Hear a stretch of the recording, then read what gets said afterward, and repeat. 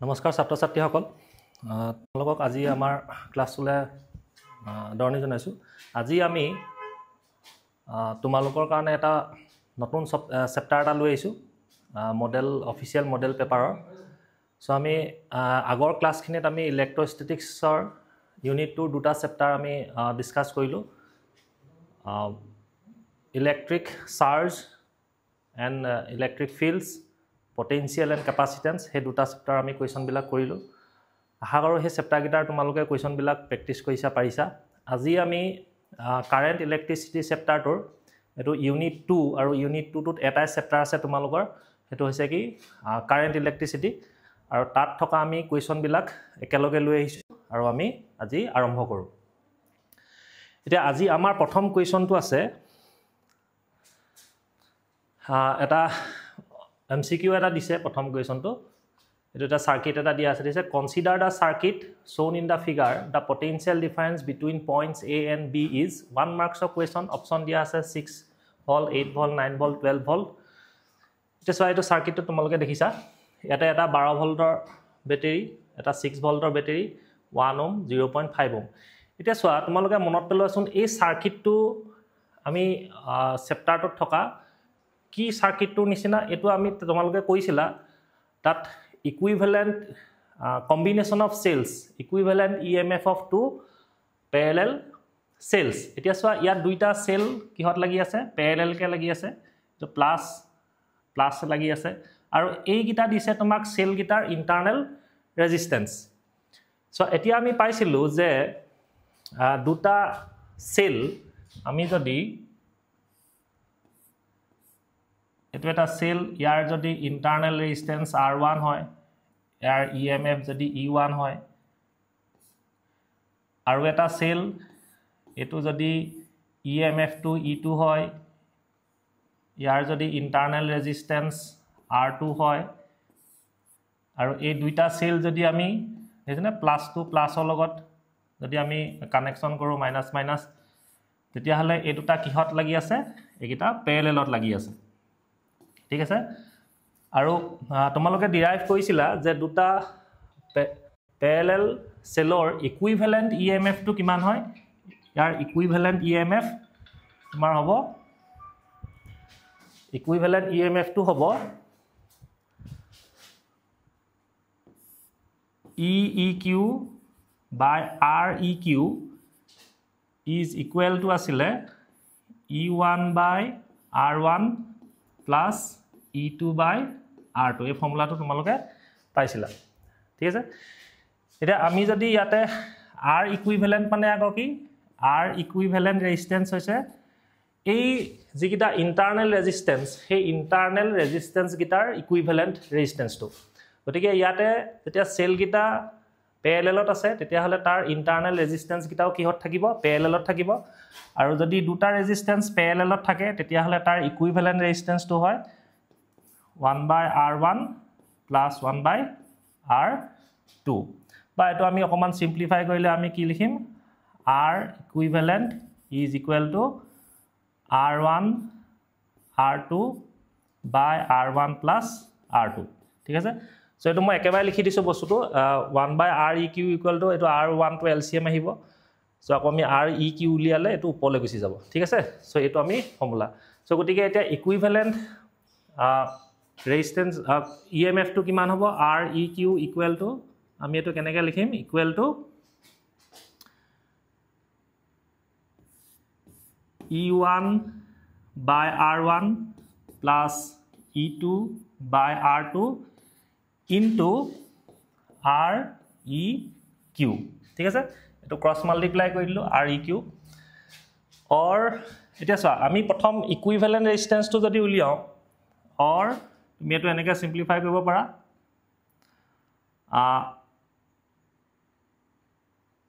E1 by R1 plus E2 by R2, আৰু R ইকুইভেলেণ্টটো কিমান দিয়া আছিলে আমাক, R1 R2 by R1 plus R2। ঠিক আছে, চ' আমি যদি ইয়াক যদি আমি এইটো LCM লৈ লওঁ, R1 R2 E1 R2 plus E2 R1 into R1 R2 by R1 plus R2 এটোটা আমি ক্যান্সেল কৰি দিলো ঠিক আছে সো থাকিলেগে কিমান E equivalent equal to E1 R2 plus E2 R1 by R1 plus R2 so আমি দুটা parallel cellৰ equivalent EMF টো হয় ইমান এতিয়া আমাক কোৱেশ্চনটো দিছে যে A আৰু B ৰ মাজত potential difference টো কিমান হ'ব ঠিক আছে আমি হে potential difference টো গতিকে হ'ব so therefore potential difference between the points A and B so therefore potential difference between the points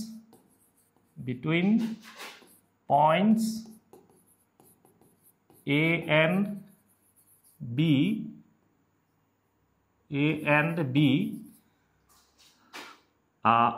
VAB is equal to E equivalent to একে হ'ব equal to আমি কি পালো ফৰ্মুলাটো এখানে E1 R2 plus E2 R1 E1 R2 plus E2 R1 by R1 plus R2 এটা so এই বস্তুটো মই তোমালোকক ডাইৰেক্ট আনসাৰটো কৈ দিব পাৰিলো হেতেন মই অকমান তোমালোকক বস্তুটো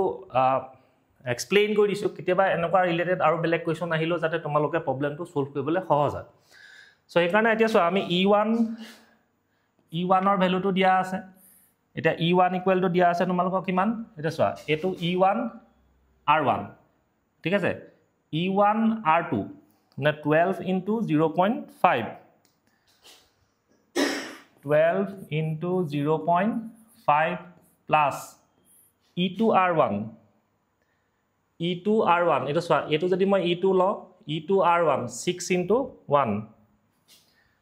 6 into 1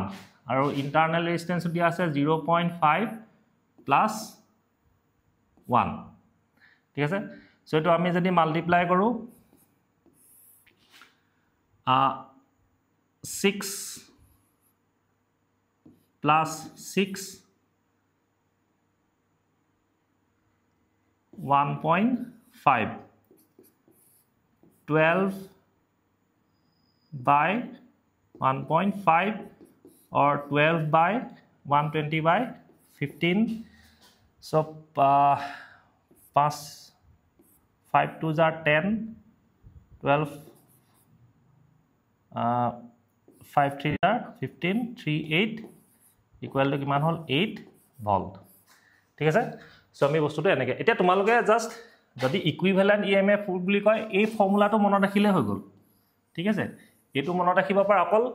দুটা সেল যদি আমি প্যাৰালেল কম্বিনেশন কৰো হা প্যাৰালেল কম্বিনেশন কৰিলে দুইটা সেলৰ যেটো ইকুইভ্যালেন্ট ইএমএফ টো কিমান হয় E1 R2 plus E2 R1 by R1 plus R2 এটো খুব ইম্পৰ্টেন্ট ফৰ্মুলা এটো মনত ৰাখিব লাগে আৰু সেই ফৰ্মুলাটোত আমি ভ্যালু কিটা বহাই দিলে আমাৰ আনসাৰটো ওলাই যায় সো গটিকে আমি অপচনটো পালো আনসাৰটো পালো 8 ভোল্ট গটিকে চাওচোন 8 ভোল্টত 8 ভোল্ট আছে নে আছে সো গটিকে আমাৰ আনসাৰটো কিমান হ'ব আনসাৰ অপচন বি সো গটিকে আমাৰ আনসাৰটো হ'ব option B equal to 8 volt ঠিক আছে সো আমি এনেকে কৰিব লাগিব এতিয়া আমি নেক্সট কোৱেশ্চনটোলৈ যাও নেক্সট কোৱেশ্চনটো কি কৈছে find the temperature at which the resistance of a wire made of silver find the temperature at which the resistance of a wire made of silver will be twice its resistance at 20 degrees centigrade take 20 degrees centigrade as the reference temperature and temperature coefficient of resistance of silver at 20 degrees centigrade is 4 into 10 to the power minus 3 Kelvin so is it is a topic to question effect of temperature and resistance so it's a very important eta topic tumalokor second chapter to iar pora tumaloke kiba noy kiba question pabai so effect of temperature on resistance aru hetu tare question aru enakwa question tumalokor 4ta exercise dia ase temperature upot exercise question gita saba tat 4ta enakwa question দিয়া আছে same টাইপৰ আৰু সেই question কিটা তোমালোকে এবাৰ practice কৰিবা একেটা ধৰণৰ সো এটো কোৱাই দিলে তোমালোকে সেই কুৱেশ্যন কিটাও সলভ কৰিব পাৰিবা এতিয়া চোৱা আমি জানো যে যেতিয়া কি হয় টেম্পাৰেচাৰটো ইনক্ৰিজ হয় কণ্ডাক্টৰ বা মেটেল বিলাকৰ ৰেজিস্ট্যান্সটো কি হৈ যায় বাঢ়ি যায় ঠিক আছে with the increase of temperature resistance of metal increases ঠিক আছে সো আৰু কিমান যদি টেম্পাৰেচাৰটো T ইনক্ৰিজ হয় তেতিয়া হলে ৰেজিস্ট্যান্সটো কিমান হ'ব এতিয়া চোৱা আমি যদি লওঁ সে লেট টেম্পাৰেচাৰ টু যেতিয়া T equal to temperature to T naught তেতিয়া সে ৰেজিস্ট্যান্স টু R T naught ঠিক আছে আৰু যেতিয়া টেম্পাৰেচাৰ টু সে T হৈ যাব ইনক্ৰিজ হৈ যাব তেতিয়া ৰেজিস্ট্যান্স টু সে R T ঠিক আছে so initial temperature T naught যেটো ইনিশিয়াল আৰম্ভণিতে থাকিব তেতিয়া ধৰি লোৱা তাৰ ৰেজিস্ট্যান্স টু R T naught যেতিয়া আমি টেম্পাৰেচাৰটো বঢ়াই দিম তেতিয়া T হেতু যেটো ইনক্ৰিজ টেম্পাৰেচাৰ হ'ব হেতু তেতিয়া ৰেজিস্ট্যান্সটো কিমান হ'ব সে RT তাৰমানে ধৰি লোৱা আপোনাৰ এডাল কণ্ডাক্টৰ বা এটা ৰেজিস্টৰৰ 30 ডিগ্ৰী সেন্টিগ্ৰেডত ৰেজিস্ট্যান্সটো বুলে 5 ওহম প্লাস 100 ডিগ্ৰী সেন্টিগ্ৰেডত তাৰ ৰেজিস্ট্যান্সটো কিমান হ'ব এই যে ক'লে যে আমাক 30 ডিগ্ৰী সেন্টিগ্ৰেডত তাৰমানে হেতু T naught তেতিয়া ৰেজিস্ট্যান্সটো বুলে 5 ওহম হেতু RT naught লম বুলে 100 ডিগ্ৰী সেন্টিগ্ৰেডটো T লম আৰু তেতিয়া RT ভ্যালুটো আমি ধৰি লও উলিয়াব লাগে আৰু তেতিয়া হে RT ভ্যালুটো কিমান হয় ৰেজিস্ট্যান্সটো কিমান হ'ব RT equal to R T naught whole into 1 plus alpha T so এটো খুব ইম্পৰ্টেন্ট ফৰ্মুলা এটা তোমালোকে মনত ৰাখিব লাগিব ঠিক আছে এতিয়া চোৱা আমাক উলিয়াবলৈ কৈছে কি যে ফাইন্ড দা টেম্পাৰেচাৰ এই T টো উলিয়াব লাগে ঠিক আছে এতিয়া আমাক তোমাক কি দিয়া আছে কি প্ৰথম দিয়া আছে যে গিভেন এটা গিভেন আমাক কি দিয়া আছে কিহৰ ভ্যালু বিলাক দিয়া আছে সে find the temperature মানে T2 আমি উলিয়াব লাগে of a wire made of silver মতলব কি সিলভাৰ আৰু কপাৰ হেতু দৰকাৰ নাই খালি মেটেল হলে গল will be twice its resistance at 20 degree centigrade তাৰ মানে 20 degree centigradeত যেটো ৰেজিস্ট্যান্স জিমান হ'ব T degree centigradeত ৰেজিস্ট্যান্সটো কি হ'ব তাৰ দুগুণ হ'ব সো আমি যদি লওঁ সে T naught equal to 20 degree centigradeত ৰেজিস্ট্যান্সটো কিমান সে R T naught ভ্যালুটো সে আমি ধৰিছো R naught ওকে 20 degree centigradeত ৰেজিস্ট্যান্সটো সে R naught এতিয়া আমি T equal to উলিয়াব লাগে কিমান টেম্পাৰেচাৰত R T ৰ ভ্যালুটো কিমান হ'ব 22 R naught হ'ব কোৱেশ্চনটো বুজি পালা কোৱেশ্চনটো কৈছে যে 20 degree centigradeত যদি ৰেজিস্ট্যান্সটো সে R naught হয় হল আৰু হে 20 degree centigradeৰ ৰেজিস্ট্যান্সটো ডাবল হ'বলে হলে টেম্পাৰেচাৰটো কিমান হ'ব লাগিব সো আৰু এটা ভ্যালু দিয়া আছে আমাক টেম্পাৰেচাৰ কোএফিচিয়েন্ট মানে alpha value alpha equal to দিছে তোমাক 4.0 into 10 to the power -3 per Kelvin এই ভ্যালু কিটা দিয়া আছে এতিয়া আমি এই ভ্যালু কিটা জাস্ট ইয়াত পুট কৰি দিলে হৈ গল এতিয়া আমি T টো উলিয়াব লাগে মই এটো অকমান সিম্পলিফাইও কৰি লব পাৰো নহলে আমি এনেকে ডাইৰেক্ট ভ্যালু কিটা পুট কৰিলে হৈ যায় এটা চোৱা তুমি যদি T ইকুৱেল টু উলিওৱা এটো আমি এনেকে অকমান সিম্পলিফাই কৰি ললো মন হয় R T naught plus R T naught alpha T or R T minus R T naught is equal to R T naught alpha T or T equal to কিমান হ'ব T equal to cross multiply কৰি দিও R T minus R T naught by R T naught into alpha ঠিক আছে এটো মই formula এনেকে মই কৰিবলে আমাৰ কি হয় অকমান সহজ হ'ব সো গটিকে তোমালোকে এই ফৰ্মুলাটো মনত ৰাখিলে হৈ যায় এনেকুৱা টাইপৰ প্ৰবলেম সলভ কৰিবলৈ হলে সো এতিয়া আমি যদি ভ্যালু বিলাক পুট কৰি দিও ভ্যালু বিলাক পুট কৰিলে আমি কিমান পাম এটা RT কিমান হ'ব twice R naught হ'ব গটিকে T equal to কিমান হ'ব so therefore T equal to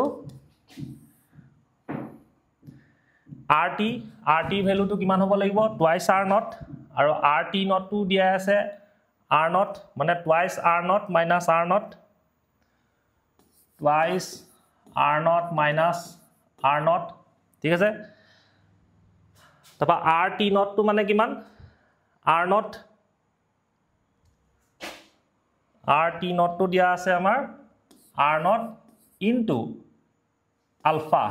ঠিক আছে alpha ভ্যালুটো আমি পুট কৰিম এটা এটো আমি অকমান সলভ কৰি লওঁ এটো কিমান twice R naught minus R naught into alpha R naught cancel গুছি গল 1 by কি থাকিলে alpha এটা alpha ভ্যালুটো আমাক দি দিছিলে এটা alpha ভ্যালুটো কিমান দিয়া আছিল সোচোন 4 into 10 to the power minus 3 per Kelvin 1 by 4 into 10 to the power minus 3 per Kelvin so eto 1 by 4 into 10 to the power 3 Kelvin হৈ গল বা এটো আমি এনেকেও লিখিব পাৰো 0.25 ঠিক আছে 4 এ 1 ক ডিভাইড কৰিলো 0.25 into 10 to the power 3 Kelvin or 2.5 into এটা অকমান ডাঙৰ কৰিলো এটো 10 স্কয়াৰ Kelvin ঠিক আছে সো আমি গতিকে কিমান টেম্পাৰেচাৰত 2.5 into 10 স্কয়াৰ মানে কেলভিনত তাৰ ৰেজিস্ট্যান্স তো কি হৈ যাব ডাবল হৈ যাব ঠিক আছে বুজি পাইছা সো একদম সিম্পল কোৱেশ্চন ফৰ্মুলা মনত ৰাখিব লাগে আমি ভ্যালু কিটা বহাই দিলে হৈ গল সো আমি নেক্সট কোৱেশ্চন টুলে যাও নেক্সট কোৱেশ্চন টু কি কৈছে এটা ডেৰিভেশন এটা দিছে তোমালোকক ডেৰিভেশন তো আছে কৈছে যে কি the define current density ঠিক আছে current density কাক কয় is it a scalar or vector scalar নে vector সুধিছে an electric field E is maintained in a metallic conductor if n be the number of electron to mass m charge minus e per unit volume in the conductor and tau its relaxation time so that the current density j cap j vector equal to alpha e vector where alpha value to এনেকে দিছে এটা সোৱা তোমালোকে এই ডেৰিভেশন two এটা পাইছিলা যে Ohm's law in vector form ঠিক আছে Ohm's law in vector form এটো vector form টোৱে মানে বা mathematical derivation of Ohm's law ঠিক আছে বস্তুটো একেটা খালি কোৱেশ্চনটো অকমান বেলেগ কৰি দিলে এটা সোৱা আমি প্ৰথম কি লিয়াম যে current density definition হৈছে the current density at any point inside a conductor is defined as the amount of charge flowing per second through a unit area held normal to the direction of the flow of charge at that point এতিয়া ধৰি লোৱা এডাল মই conductor এটা লৈছো ঠিক আছে এডাল কন্ডাক্টৰ এই কন্ডাক্টৰ ডালৰ ধৰি লোৱা এটো এটা মই এৰিয়া এটা লৈছো ক্ৰস সেকশন এৰিয়া এটা লৈছো আৰু আমি এই যেটো ক্ৰস সেকশন এৰিয়া ইয়াৰ যেটো এৰিয়া ভেক্টৰ ঠিক আছে এ ভেক্টৰ ইয়াৰ যদি I কাৰেন্ট এটা ফ্লো হৈ যায় তেতিয়া হলে ইয়াৰ যদি এৰিয়াটো যদি A হয় ক্যাপিটাল A হয় ইয়াৰ যদি এৰিয়াটো A হয় এই পোৰশনটোৰ তেতিয়া হলে current per unit area actually density current density means current per unit area আৰু হেতুক আমি j ৰে বুজাও গতিকে current density টো কিমান হ'ব j equal to I by A current per unit area আৰু হে current density টো হৈছে কি এটা ভেক্টৰ কোয়ান্টিটি ঠিক আছে এটা ইয়াতে খুব এটা ইম্পৰ্টেন্ট কথা এটা current is a scalar quantity ঠিক আছে current is a scalar quantity এটা কারেন্ট টু স্কেলার কোয়ান্টিটি হয় তোমালোকে জানা গম পোৱা কেলে হয় এটা সোৱা আমি স্কেলাৰ কাক কয় যাৰ অকল ম্যাগনিটিউড থাকে ভেক্টৰ কাক কয় যাৰ ম্যাগনিটিউড আৰু ডাইৰেকশন দুইটাই থাকে কিন্তু কাৰেন্টৰ কি হল ডাইৰেকশন থকাৰ পিছতো হি কেলে স্কেলাৰ কোয়ান্টিটি হয় কাৰেন্টৰ টু ডাইৰেকশন এটা আছে আমি কাৰেন্টৰ ডাইৰেকশন দিও ঠিক আছে বেটাৰি এটা বা দিলে প্লাসৰ পৰা মাইনাসলৈ দিও বা সাৰ্কিট এটাত কাৰেন্টৰ ডাইৰেকশন এটা দিও কিন্তু কাৰেন্টটো ভেক্টৰ হ'ব লাগিছিল কিন্তু কাৰেন্টটো কেলে স্কেলাৰ হয় কাৰণ কি হয় এনেকুৱা নহয় যে অকল ম্যাগনিটিউড আৰু ডাইৰেকশন থাকিলেই যে ভেক্টৰ হ'ব হেতু কথাও নহয় কি হ'ব লাগিব আমাৰ ভেক্টৰ এলজেব্ৰাৰ ল বিলাক মানিব লাগিব যেনেকৈ প্যাৰালেলোগ্ৰাম ল হা ট্ৰায়াঙ্গুলাৰ ল এই ল বিলাক হেঁতি ফলো কৰিব লাগিব ভেক্টৰ হ'বলৈ হ'লে কিন্তু কাৰেন্টে কি কৰে সেই ল বিলাক ফলো নকৰে ঠিক আছে সেইকাৰণে কাৰেন্টটো যদিও ডাইৰেকশন আছে আমি কি বুলি কওঁ স্কেলাৰ কোৱান্টিটি বুলি কওঁ কিন্তু কাৰেন্ট ডেনসিটিটো আকৌ এটা ভেক্টৰ কোৱান্টিটি ঠিক আছে আৰু সেই কাৰেন্ট ডেনসিটি ডাইৰেকশনটো কোনফালে হয় সেই যেটো এৰিয়া ভেক্টৰ ল নৰ্মেল টু দা এৰিয়া তাৰমানে জে কেপৰ ডাইৰেকশনটো জে ভেক্টৰ ডাইৰেকশনটো কি হয় এৰিয়াটো নৰ্মেলি হয় সো এটা আমি পিছত লিখিমগে এতিয়া সোৱা আমাক কৈছে যে হেতু আমি কলো স্কেলাৰ কোৱান্টিটি ভেক্টৰ কোৱান্টিটি এটা কৈছে যে কন্ডাক্টৰ ডালত আমি যদি ইয়াত সোৱা এখন ইলেক্ট্ৰিক ফিল্ড এখন দি দিলো ইয়াত আমি এখন ইলেক্ট্ৰিক ফিল্ড দি দিলো কন্ডাক্টৰ ডালত ঠিক আছে এটা ইলেক্ট্ৰিক ফিল্ড এখন দিবলৈ হলে কি দিব লাগিব ইয়াত এটা পটেনশিয়াল ডিফাৰেন্স এটা দিব লাগিব এটা আমি কি লগাব লাগিব এটা ভোল্টেজ এটা দিব লাগিব তেটা এফলে কি হৈ গল এটো প্লাস এফলে মাইনাস এফলে প্লাস হল এফলে কি হল মাইনাস হল প্লাসৰ পৰা মাইনাস হলে এখন কি সৃষ্টি হল ইলেক্ট্ৰিক ফিল্ড এখন সৃষ্টি হল if n be the number of electrons per unit volume in the conductor and tau its relaxation time ঠিক আছে এতিয়া সোৱা relaxation time মানে কি খুব ইম্পৰ্টেন্ট এটো কথা n মানে হৈছে বুজি পাইছা n মানে হৈছে number of electrons per unit volume ঠিক আছে tau হল কি relaxation time মানে কি অকমান মই কৈ দিও এটা সোৱা relaxation time মানে হল যেতিয়া কি হয় এডাল কন্ডাক্টৰ এডাল আমি কন্ডাক্টৰ এডাল ললো এই কন্ডাক্টৰ ডালত কি থাকিব ফ্ৰী চাৰ্জ থাকিব ইলেক্ট্ৰন থাকিব ঠিক আছে ইলেক্ট্ৰন থাকিব আৰু লগতে ইয়াত কি থাকিব পজিটিভ চাৰ্জ বিলাকো থাকিব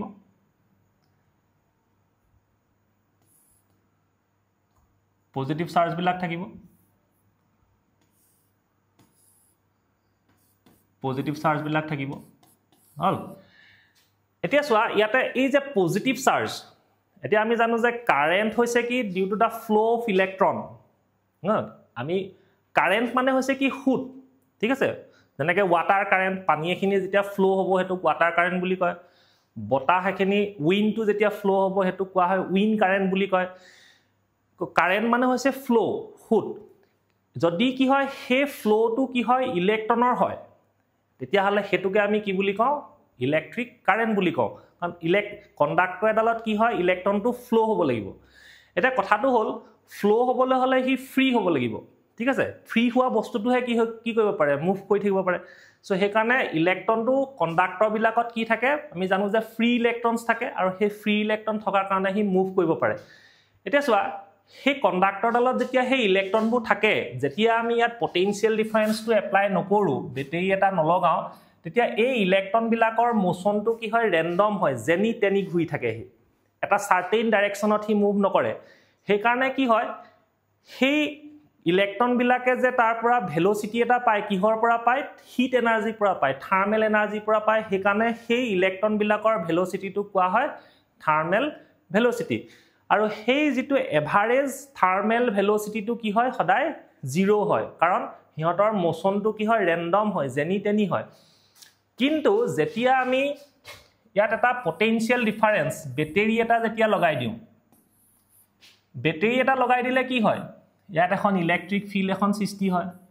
সেই আমি আগৰ ক্লাস গিটাত পাইছিলো যে ইলেক্ট্ৰন বিলাক কি হয় সদায় মানে নেগেটিভ চাৰ্জ বিলাক ইলেক্ট্ৰিক ফিল্ডৰ অপোজিট ডাইৰেকশনত ফ্লো হয় ঠিক আছে এটা অপোজিট ডাইৰেকশনত এফালে ইলেক্ট্ৰিক ফিল্ডখন আছে ইলেক্ট্ৰন বিলাক কোনফালে ফ্লো হ'ব এফালে ফ্লো হ'ব যেহেতু হি ইলেক্ট্ৰিক ফিল্ডখনত ফোর্স এটা পায় F = Q * E ঠিক আছে এটা জিমানে ইলেক্ট্ৰনটো এফালে আহি থাকিব এ প্লাসটো ফালে আহি থাকিব ফোৰ্সটো হিমানে বাহি যাব গতিকে ইলেক্ট্ৰনটোৰ কি হয় এসিলাৰেশন হয় ঠিক আছে এসিলাৰেশন হ'ব এতিয়া কি হ'ব যেতিয়া ইলেক্ট্ৰনটো এসিলাৰেট হ'ব তাৰ ভেলোচিটিটো ইনক্ৰিজ হৈ যাব গতিকে যেতিয়া হি এফালে মুভ কৰিব তেতিয়া হি মুভ কৰোতে কি হয় এই পজিটিভ চাৰ্জ বিলাকৰ লগত তাৰ কি হয় কলিশন হয় হি পজিটিভ আয়নস বিলাক বা তাত থকা এটমস বিলাকৰ লগত হি কি কৰে খুন্দা মাৰে আৰু সেই যেতিয়া ইলেক্ট্ৰন বিলাক যে পজিটিভ আয়নস বিলাকৰ লগত কলিশন হ'ব খুন্দা মাৰিব তাৰ মানে কি হল ইলেক্ট্ৰনৰ ফ্লোটোত এটা অপজিশন টা আহিলে বাধা এটা আহিলে ঠিক আছে আৰু সেই বাধাটোকে আমি কি বুলি কওঁ কণ্ডাক্টৰ এডালৰ ৰেজিষ্টেন্স বুলি কওঁ ঠিক আছে ৰেজিষ্টেন্স মানে কি যোনে কাৰেন্টৰ ফ্লোটোক বাধা দিয়ে এটা কাৰেন্টৰ ফ্লোটোক বাধা দিয়া মানে কাক বাধা দিব লাগিব ইলেক্ট্ৰনৰ ফ্লোটোক বাধা দিব লাগিব এটা ইলেক্ট্ৰনৰ ফ্লোটোক কোনে বাধা দিছে ইলেক্ট্ৰনটো কত খুন্দা খাইছে পজিটিভ আয়নছ বিলাকৰ লগত খুন্দা খাইছে গতিকে সেই বস্তুটোকে কি বুলি কোৱা হয় কজ অফ ৰেজিষ্টেন্স বুলি কোৱা হয় আৰু সেইকাৰণে আমি ৰেজিষ্টেন্সৰ এনেকা সিম্বলটো এটা স্পীড ব্ৰেকাৰে ৰিপ্ৰেজেন্ট কৰো এটো এটা স্পীড ব্ৰেকাৰ সো গতিকে ইলেক্ট্ৰনৰ ফ্লোটো কি কৰে হি অপোজ কৰে এতিয়া চোৱা এই ইলেক্ট্ৰনটো যেতিয়া হি এচিলাৰেট হ'ব হি আহি পানি এই পজিটিভটোত খুনা মাৰিলে খুনা মাৰি পিনি তা আকৌ ভেলোচিটিটো আকৌ হি ডিএচিলাৰেট হৈ গল ভেলোচিটিটো আকৌ কমি গল কিন্তু হি এফলা খুনা মাৰি হি ইয়াত ৰৈ নিদিয়ে কাৰণ ইলেক্ট্ৰিক ফিল্ডখন এনি টাইম থাকিবই না আকৌ হি এফলা আহিলে আকৌ ইয়াত আহোতে এডখত আকৌ এচিলাৰেট হৈছিলে আকৌ ইয়াত খুনা মাৰিলে আকৌ তাৰ স্পীড কমি গল আকৌ হি তেনেকে মানে তাৰ পাথটো ইমান ফ্ৰী নহয় কণ্ডাক্টৰ ডালত হেকাৰণে হি খুন্দা বুজা খাই ইফালে গৈ থাকে এতিয়া কি হল এ পজিটিভটো আৰু এ পজিটিভটো যা কলিশনৰ যেটো টাইম হি যেটো এচিলাৰেশন টাইম বুলি কোৱা হয় হি ইয়াৰ পৰা ইয়ালৈকে আহোতে বা ইয়াৰ পৰা ইয়ালৈকে আহোতে হি এচিলাৰেশন হল আৰু হে এচিলাৰেশন হোৱা টাইমটোকে কি বুলি কোৱা হয় ৰিলেক্সেশন টাইম বুলি কোৱা হয় ঠিক আছে ৰিলেক্সেশন টাইম গতিকে কি হয় আমি যেহেতু তাত ইমানে ইলেক্ট্ৰন থাকে সব ইলেক্ট্ৰনৰে আমি ৰিলেক্সেশন টাইমটো সেপাৰেটলি মেজাৰ কৰিব নোৱাৰে হেকাৰণে আমি কি লওঁ এটা এভাৰেজ ৰিলেক্সেশন টাইম এটা লওঁ ঠিক আছে ৰিলেক্সেশন টাইম মানে বুজি পালা এতিয়া চোৱা আমি কি হয় জে পালো কাৰেন্ট ডেন্সিটি পালো আই বাই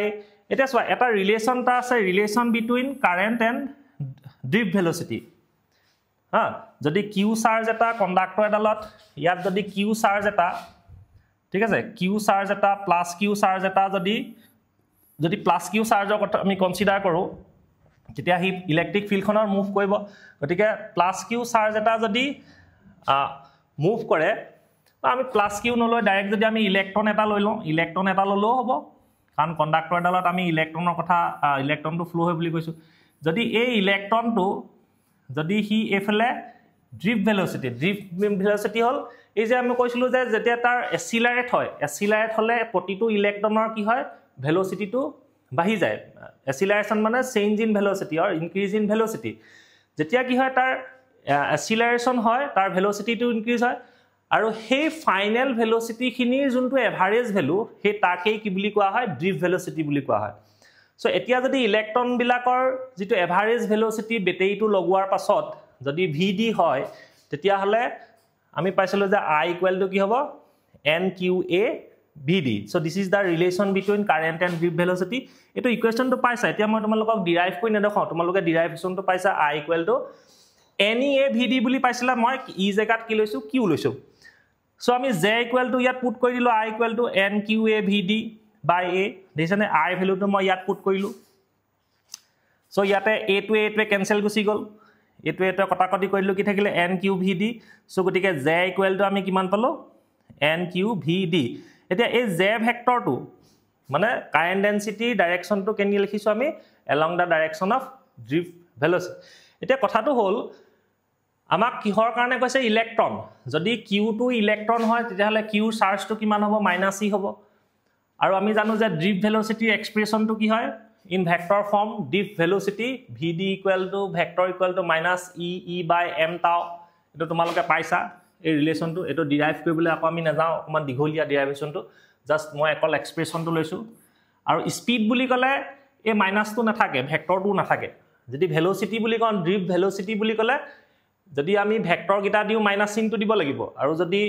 অকল ড্ৰিফট স্পিডটো লিখো তেতিয়া হলে ভেক্টৰটো গিটা নিদিলে মাইনাস চিনটো দিব নালাগে সো আমি ইয়াত পুট কৰি দিলো ভ্যালু গিটা সোৱা j = nqvd ত আমি এই ভ্যালু গিটা পুট কৰিলো q জেগাত -e লিখিলো vd লিখিলো সো আমি এনেকুৱা এটা ৰিলেশন টা পালো n(e²) e vector tau by m ঠিক আছে জাস্ট ভ্যালু গিটা পুট কৰি দিছো আমি আগৰ ফৰ্মুলা বিলাক ইউজ কৰিছো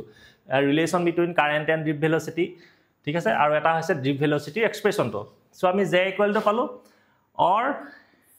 j = ইয়াতে মই e টো একিটা কনস্ট্যান্ট গুটেকিটা term n(e² tau by m এটো মই বেলেগ কে লৈছো কনস্ট্যান্ট খিনি আৰু এই ভ্যালুটো আমাক দি দিছে কি আলফা ঠিক আছে যে আমাক আলফা মানে দিয়া আছিল সোৱা n(e²m tau হেতু হৈছে আলফা ভ্যালু আমি তাত আলফাটো পুট কৰি দিলো ঠিক আছে সো এটো আমাক যেটো প্ৰমাণ কৰিবলৈ কৈছে ডিৰাইভ কৰিবলৈ কৈছে এটো হৈ গল এডখলৈকে হৈ গল ঠিক আছে এটো আমাৰ আনসাৰটো কিন্তু কেতিয়াবা কি হয় চোৱা ইয়াতে মই যে কৈছিলো এটো হৈছে ওহমছ ল ইন ভেক্টৰ ফৰ্ম এটা চোৱা এই যেটো value n e square tau by m এটো যে আমাক আলফা বুলি দিছিলে একচুয়ালি এই আলফাটো এটা আমাক কনস্ট্যান্ট বুলি দি দিছে কিন্তু একচুয়ালি এই n e square tau by m টো কি হয় 1 by rho ঠিক আছে rho মানে কি ৰেজিস্টিভিটি 1 by ৰেজিস্টিভিটি আৰু 1 by ৰেজিস্টিভিটি টো কোৱা হয় কি কণ্ডাক্টিভিটি ঠিক আছে ৰেজিস্টিভিটি তোমালোকে পাইছা r ইকুৱেল টু এই ফৰ্মুলাটো তোমালোকে পাইছা r equal to rho l by a ঠিক আছে এই যে rho টো হেতুৱে হৈছে এই rho টো 1 by ৰেজিস্টিভিটি হয় আৰু 1 by ৰেজিস্টিভিটি হৈছে conductivity equal to conductivity so গতিকে j ইকুৱেল টু ইয়াত সো আমি কি লিখি দিলো সিগমা e তাৰ মানে a ভ্যালুটোকে এই যেটো যে ভ্যালু পালো আলফা ভ্যালুটো দিয়া আছে হে আলফাটো একচুয়ালি কি হয় সিগমা হয় যেটো কণ্ডাক্টিভিটি বুলি কও আৰু হেতে ইয়াত সিগমা বহাই দিলে তুমি যদি আলফা ভ্যালু আলফা জায়গাত যদি সিগমাটো বহাই দিয়া তেতিয়া হলে হেতুকে কি বুলি কোৱা হয় ওহমছ ল ইন ভেক্টৰ ফৰ্ম বুলি কোৱা হয় ঠিক আছে বুজি পাইছা বুজিছা কোৱেশ্যনটো একচুয়ালি আমাৰ বুকখনত এটো আছিল আমাৰ যেতিয়া আমি ডেৰাইভেশন কৰো তেতিয়া তোমালোকে ডেৰাইভেশনটো কি পাইছিলা j vector equal to sigma e Ohm's law in vector form কিন্তু আমাক ডাইৰেক্ট এটো প্ৰুফ কৰিবলৈ দিয়া নাই দেখিছানে অকমান চেঞ্জ কৰি দিছে কি j ইকুৱেল টু আলফা ই বহাবলৈ কৈছে আলফাটো দি দিছে তোমাক হেতু আলফাৰ ভ্যালু বুলি সো এটো আমি ডেৰাইভেশনটো এনেকে কৰিব লাগিব ঠিক আছে ওকে ক্লিয়াৰ সো এতিয়া আমি নেক্সট কোৱেশ্যনটোলে যাও নেক্সট কোৱেশ্যনটো কৈছে কি So, এটা এটা খুব important question what is Wheatstone bridge obtain the necessary condition under which the Wheatstone bridge is balanced ঠিক আছে হুইটষ্টন ব্ৰিজ কি এটো তোমালোকে ক্ৰিছফছ লৰ এপ্লিকেশন তাত পঢ়িছিলা হুইটষ্টন bridge obtain the necessary condition under which the Wheatstone bridge is balanced এটা হুইটষ্টন bridge কৈছে কি Wheatstone bridge is an arrangement of four resistances চাৰিটা ৰেজিস্ট্যান্স থাকে used to determine one of these resistance quickly and accurately in terms of remaining three resistance দেখো হুইটষ্টন bridge মানে হৈছে এটা circuit এটা স্পেশালি ডিজাইন সাৰ্কিট যত কি কৰা হয় তাত চাৰিটা ৰেজিস্ট্যান্স থাকে আৰু সেই চাৰিটা ৰেজিস্ট্যান্সৰ যদি তিনটা নোন আৰু এটা যদি আননোন হয় তেতিয়া হলে আমি সেই আননোন ৰেজিস্ট্যান্সৰ ভ্যালুটো আমি কি কৰিব পাৰো ডিটাৰমাইন কৰিব পাৰো আৰু সেই সাৰ্কিটটোকে কোৱা হয় হুইটষ্টন ব্ৰিজ বুলি কোৱা হয় সো ইয়াতে আমি অকমান হুইটষ্টন ব্ৰিজটো আমি আঁকি লওঁ হুইটষ্টন ব্ৰিজটো চোৱা এনেকুৱা ধৰণৰ ইয়াত চাৰিটা ৰেজিস্ট্যান্স থাকিব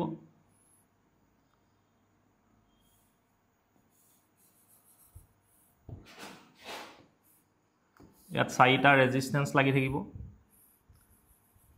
ঠিক আছে P Q R S ঠিক আছে এই চাৰিটা ৰেজিস্ট্যান্স এটা কি হয় এই ৰেজিস্ট্যান্স কিটাৰ আমি এটো নাম দিও A B C D ঠিক আছে এতিয়া ইয়াতে কি হয় এই ৰেজিস্ট্যান্স কিটাৰ A আৰু C ৰ মাজত কি লগোৱা হয় এটা বেটাৰী লগোৱা হয়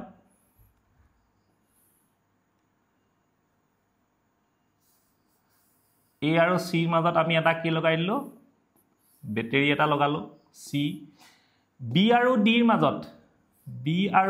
মাজত এটা কি লগোৱা হল গেলভেনোমিটাৰ ইয়াত এটা আমি গেলভেনোমিটাৰ এটা লগাই দিলো ঠিক আছে এটা এই সাৰ্কিটটোকে কোৱা হয় হুইটষ্টন ব্ৰিজ সাৰ্কিট ইয়াৰে কি হল এই যেটো R ৰেজিস্ট্যান্স এই R ৰেজিস্ট্যান্সটো কি হয় এটা ভেৰিয়েবল ৰেজিস্ট্যান্স ইয়াতে হৈছে তোমাৰ P and Q P আৰু Q টো হল known resistance known resistance ইয়াৰ ভ্যালু গিটা আমি জানিব লাগিব ঠিক আছে R2 hall known and variable ইয়াৰ ভ্যালুটো আমি জানিব লাগিব আৰু ভেৰিয়েবল হ'ব লাগিব ইয়াৰ ভ্যালুটো আমি চেঞ্জ কৰিব পৰা হ'ব লাগিব কোনটো R2 আৰু প্ৰেক্টিক্যালি যদি আমি কৰো ইয়াত এটা ৰেজিস্ট্যান্স বক্স এটা লগাও ঠিক আছে ইয়াতে S2 হল কি unknown resistance unknown resistance যাৰ ভ্যালুটো আমি নাজানো ঠিক আছে এটা চোৱা এই ৰেজিস্ট্যান্স গিটা তুমি সদায় এনেকে লগাব লাগিব তুমি বুলে P টো ইয়াত লগালা Q টো ইয়াত লগালে নহব P টো ইয়াত known গিটা ইয়াত থাকিব লাগিব known arm ratio ইয়াত ভেৰিয়েবল টো থাকিলে ইয়াত unknown টো থাকিব লাগিব বা তুমি এনেকেও লব পাৰা ইয়াত যদি R টো থাকে ইয়াত S টো থাকিব ইয়াত P টো থাকিলে ইয়াত Q টো থাকিব আৰু এটো এটা মই ৰেজিস্ট্যান্স এটা কিছু দিছা না এটো হৈছে কি গ্যালভানোমিটাৰ ৰেজিস্ট্যান্স এটো হৈছে গ্যালভানোমিটাৰৰ ভিতৰতে থাকে কিন্তু আমি ইয়াতে বাহিৰত দেখাইছো গলে আমি ইয়াত কিৰ্চফছ ল এপ্লাই কৰিব লাগিব ঠিক আছে একচুয়ালি গ্যালভানোমিটাৰ ৰেজিস্ট্যান্স মানে কি তোমালোকে পাইছা যে গ্যালভানোমিটাৰ এটা বনাওতে আমি এটা কি ইউজ কৰো কইল এটা ইউজ কৰো হল কইল মানে কন্ডাক্টৰ ডাল ইউজ কৰো হে কন্ডাক্টৰ ডালৰ ৰেজিস্ট্যান্সটো হৈছে কি গ্যালভানোমিটাৰ ৰেজিস্ট্যান্স Rg এটো একচুয়ালি সাৰ্কিটটোত ভিতৰতে থাকে গ্যালভানোমিটাৰটো ভিতৰতে থাকে এতিয়া চোৱা আমি কি কৰিব লাগিব এতিয়া ইয়াতে এটা কন্ডিশনটা উলিয়াব লাগে ব্যালেন্স কন্ডিশন যেটো আমি হুইস্টন ব্ৰিজৰ ব্যালেন্স কন্ডিশন বুলি কওঁ ব্যালেন্স কন্ডিশনটো হৈছে কি P/Q = R/S ঠিক আছে এতিয়া আমি হে ব্যালেন্স কন্ডিশনটো কেলেকে উলিয়াম চোৱা ডেৰিভেশনটো মই কৈছো এতিয়া ধৰি লোৱা এটো V ভল্টৰ এটা বেটাৰী ললো হে বেটাৰীটোৰ পৰা ধৰি লোৱা কাৰেন্ট এটা গৈছে সে মই I কারেন্ট এটা লৈছো হল বা I1 কারেন্ট এটা গল এটা এটো এটা কি পালো জাংশন পালো হে জাংশনৰ এটা কাৰেন্ট ধৰিলো এফলে গল এফলে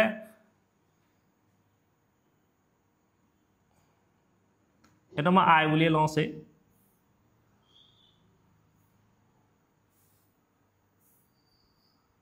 I কাৰেন্ট এটা বেটাৰী পৰা ওলালে এফলে সোৱা এফলে গল I2 কাৰেন্ট ওকে এফলে গল I1 কাৰেন্ট গল কাৰণ এফলে কাৰেন্টটো নেগেটিভৰ ফালে গৈ থাকিব এটো প্লাস এটো মাইনাস এফলে বা বেটাৰী পৰা I কারেন্ট আহিলে হে I কারেন্টটো A পইণ্টত দুভাগ হৈ গল এফলে I1 গল এফলে I2 গল এটা এটো গ্যালভানোমিটাৰ সো B পইণ্টটোলে কিমান কারেন্ট আহিছে I1 কারেন্ট আহিছে এটা B পইণ্টত আকৌ হে কারেন্টটো দুভাগ হৈ গল এফলে গল কিমান গ্যালভানোমিটাৰটোৰ মাজেদি যোৱা কারেন্টটো মই IG বুলি লওঁ তেতিয়া হলে এফলে কিমান থাকিলে এফলপা A পৰা B লে I1 আহিছিলে I1 ৰ এটা ভাগ গ্যালভানোমিটাৰৰ মাজেদি গল IG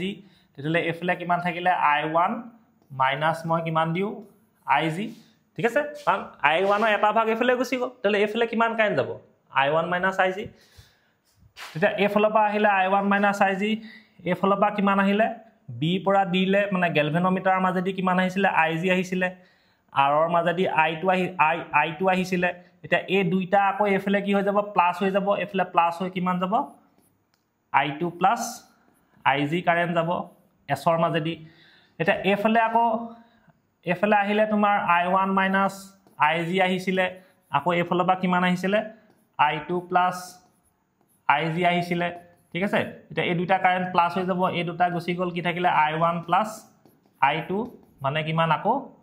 I আকৌ কিমান হলালে তাৰ মানে এফলে কিমান হ'ব I কাৰেন্ট এটা আহিব ঠিক আছে তাৰ মানে সদায় কি হয় মনত ৰাখিবা যে যিকোনো এটা বেটাৰীৰ পৰা যিমানখিনি কাৰেন্ট ওলাব তাত আকৌ ঘূৰি গৈ হিমানখিনি কাৰেন্ট সোমাব সো কাৰেন্টৰ ডাইৰেকশনটো তোমালোকে আশা কৰো বুজি পাইছা ঠিক আছে সো এটো আমাৰ কাৰেন্টৰ ডাইৰেকশনটো আমি দিলু এটা চোৱা আমি এটা লিখিছো অকমান A Wheatstone bridge consists of 4 resistance PQRS আমি আকিলো PQRS connected to form the arms of a quadrilateral ABCD এটা quadrilateral form কৈছে a battery is connected between A and C and a galvanometer is connected between B and D the resistance R is এতিয়া চোৱা এটা আমি পালো এটা কথাটো হল এতিয়া আমি কন্ডিশনটো উলিয়াম এতিয়া চোৱা ইয়াতে আমি কিৰ্চফছ ভোল্টেজ ল এপ্লাই কৰিম ইয়াতে চোৱা ইয়াতে আমি দুটা লুপ লম এটো এটা লুপ আৰু এটা লুপ ধৰি লোৱা এটো এটা লুপ এই যে মই এৰোটো দেখাইছো এফালে মই মানে বস্তুটো ঘুৰিম এটা চোৱা এপ্লাইং KVL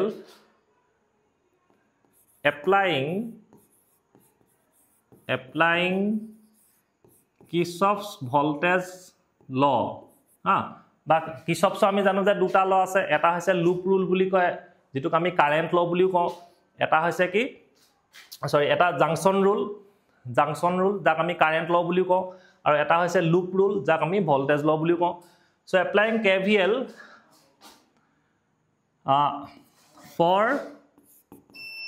for closed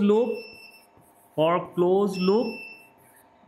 এটা আমি দুটা লুপতে এপ্লাই কৰিম for closed loop A B D A ঠিক আছে কোনটোত এপ্লাই কৰিছো A B D A soya A B D A আকৌ A লেকে লিখিব লাগিব A B D A এটো এটা ক্লোজ লুপ এটা সোয়া যেতিয়া আমি KVL টো এপ্লাই কৰো কিৰ্চফছ ভোল্টেজ ল টো এপ্লাই কৰো তেতিয়া হলে তোমালোকে এটা আমাৰ খুব কনফিউজন লাগে কেতিয়াবা আমি ৰেজিস্ট্যান্স আৰু কাৰেন্টৰ প্ৰডাক্টটো প্লাস লিখিম নে মাইনাস লিখিম নে এনেকুৱা আমাৰ খেলিমিলি এটা লাগে তোমালোকে একদম সহজকে কৈছো তোমালোকে কি ভাবিবা আমি এফালে পটেনশিয়াল ডিফাৰেন্সটো চাই লব পাৰো এফালে কাৰেন্টটো হদায় প্লাসৰ পৰা মাইনাসলে যা প্লাস মাইনাস দিও এনেকে আমি চাব পাৰো ইয়াতে প্লাস মাইনাস দিও ৰেজিস্ট্যান্স টু একৰছত কিছুমানে চাই কাৰণ কাৰেন্টটো যি ফালৰ পৰা ফ্লো হয় হেফলে ধৰিলা এটা কাৰেন্টটো ইয়াত এফলৰ পৰা এফলে গৈছে ইয়াত আমি প্লাস দিম ইয়াত মাইনাস দিম তো এফলে গলে প্লাসৰ পৰা মাইনাসলে গলে আমি প্ৰডাক্টটো পজিটিভ লওঁ এটা মই যদি মাইনাসৰ পৰা প্লাসলে যাওঁ তেতিয়া হলে কি হ'ব কাৰেন্টটো আমি নেগেটিভ লওঁ সো ইমানখিনি আমি এপ্লাই কৰি থাকিব লাগে একদম সহজকে চাবা তোমালোকে কি ভাবিবা যে এটো এটা ৰাস্তা বুলি ভাবিবাচোন এটো এটা A B D A এটা পাথ ক্লোজ পাথ তুমি ঘুৰিছা তাত নিজে খুসকাই গৈ আছো বুলি ভাবিবা খুসকাই যাওঁতে তুমি যেতিয়া ৰেজিস্ট্যান্সটো চাবা আকল ৰেজিস্ট্যান্সটো পাৰ হওঁতে যদি তুমি গৈ থকাৰ ফালে কাৰেন্টৰ ডাইৰেকশনটো থাকে তেতিয়া হলে পজিটিভ লিখিবা আৰু ৰেজিস্ট্যান্সটো যদি তুমি যিফালে খুসকাই গৈছা তাৰ যদি অপোজিট ফালৰ পৰা কাৰেন্টটো পোৱা তেতিয়া হলে প্ৰডাক্টটো কিহত লিখিবা নেগেটিভত লিখিবা একদম সিম্পল ঠিক আছে কি কলো মই তুমি ধৰিলা খুসকাই গৈ আছা A B D ত মই পাক মাৰিম এই ৰেজিস্ট্যান্সটো যাওঁতে মইতো ৰেজিস্ট্যান্সটো পাৰ হৈ যাওঁতে মই যদি যিফালে গৈছো গৈ থকাৰ ডাইৰেকশনত যদি কাৰেন্টটো পাও তেতিয়া হলে প্ৰডাক্টটো প্লাস লিখিম আৰু মই যদি যোৱাৰ অপোজিট ফালৰ পৰা ৰেজিস্ট্যান্সটোত কাৰেন্টটো আহে বা কাৰেন্টটো পাও তেতিয়া হলে মই প্ৰডাক্টটো কি লিখিম মাইনাসত লিখিম হে বস্তুটো চালে হল তেতিয়া আমি প্লাস মাইনাস দি ইমানখিনি আমি চাবলৈ দৰকাৰ নাই এতিয়া সব মই কি লিখিম মই ধৰিলো A পৰা আৰম্ভ কৰিছো A পৰা B লে যাম B পৰা D লে যাম D পৰা আকৌ A লে আহিম এতিয়া সব A পৰা B লৈকে যাওঁতে তুমি গলা P ৰেজিস্ট্যান্সটোত কাৰেন্টটো কোন ফালে আছে তুমি এফালে গৈছা না তুমি গৈ থকাৰ ফালে কাৰেন্টটো আছে সো গতিকে মই কি লিখিম I1 P প্লাস এফালে গলো তাপা B পৰা D লে আহিলো এতিয়া সব B পৰা D লৈকে আহোতে RG মাজেদি তুমি RG মাজেদি যোৱা কাৰেন্টটো কেনি আছে তুমি এফালেহে আহিছিলা B পৰা D লে আহিছিলা একেফালে আছে নে গতিকে আমি কি লিখিম প্লাস IG RG ঠিক আছে তাৰপিছত মই এফালে ঘূৰিলো D পালোহি D পৰা A লে গলো কিন্তু সোৱা D পৰা A লৈকে যাওঁতে যেতিয়া তুমি D পৰা A লে এফালে গলা কিন্তু তুমি যাওঁতে দেখিলা কাৰেন্টটো কোন ফালৰ পৰা আহিছে A পৰা D লে আহিছে নে তুমি D পৰা A লে গৈছা কাৰেন্টটো আহিছে A পৰা D লে গতিকে তুমি যদি এফালে গৈছা কাৰেন্টটো তোমাৰ কি আহিছে অপোজিট ফালে আহিছে নে তেতিয়া আমি কি লিখিম -I2R ইকুৱেল টু সেই লুপটোত থকা টোটাল EMF ঠিক আছে এটা সোৱা এই লুপটোত EMF আছে জানো বেটাৰি আছে জানো নাই হেকাৰণে ইকুৱেল টু আমি কি লিখিম 0 লিখিম ওকে বুজি পালা না হস আকৌ আমি নেক্সট যদি এটো লুপ এটা পালো নেক্সট আমি কি কৰো for close loop BDCB for closed loop কোনটোত এপ্লাই কৰিম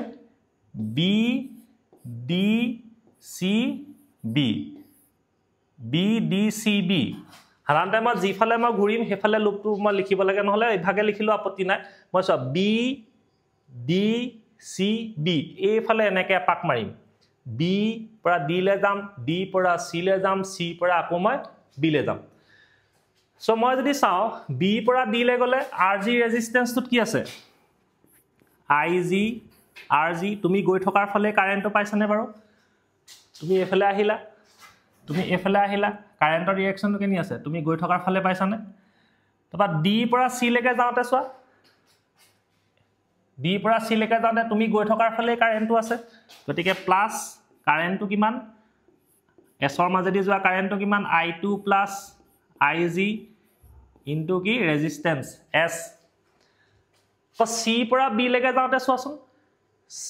C পৰা B লৈকে যাওঁতে তুমি গুটেটো এপাক মাৰিব লাগিব একেফালে আকৌ দেই আকৌ তুমি মাজতে চেঞ্জ কৰিলে নহব C পৰা B লৈকে যাওঁতে তুমি এফালে C পৰা B লে গৈছা কিন্তু কাৰেণ্টটো কেদি আহিছে B পৰা C লে আহিছে না তেতিয়া হলে আমি কি লিখিম minus I1 minus IG into